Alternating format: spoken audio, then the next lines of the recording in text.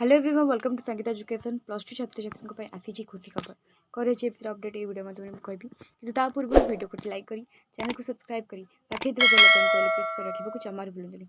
चलते वीडियो को स्टार्ट करबा। प्लस टू पर करी हेबो बीएड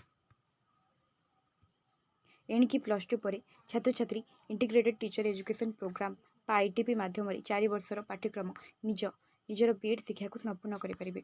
विगत दिन में छात्र छात्री प्लस टू पर 3 वर्ष स्नातक और यापर 2 वर्षर बीएड पाठ्यक्रम अर्थात 5 वर्ष पर बीएड सर्टिफिकेट पाई पारुथिले।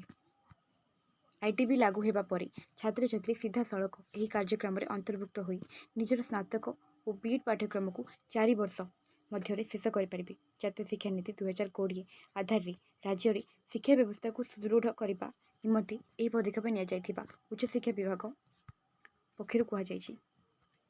परिप्रेक्षी राज्य में रही शिक्षक शिक्षण अनुष्ठान बीएड कॉलेज रे आईटीपी लागू करने 8टी शिक्षक शिक्षण अनुष्ठान से निकटस्थ सरकारी डिग्री महाविद्यालय सहित बुझामणा पत्र स्वाक्षर कर बुझामणा पत्र स्वाक्षरित हो सारा पर आगामी दिन में national council for teacher education नियम अनुଯାयी आईटीपी लागू करहेब।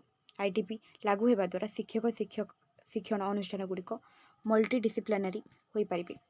बर्तमान जहाँ भी किसी अपडेट था वीडियो में मुझे समस्त को जन बर्तमान आप समस्त वीडियो को बहु मात्रा शेयर कर दिखाँ।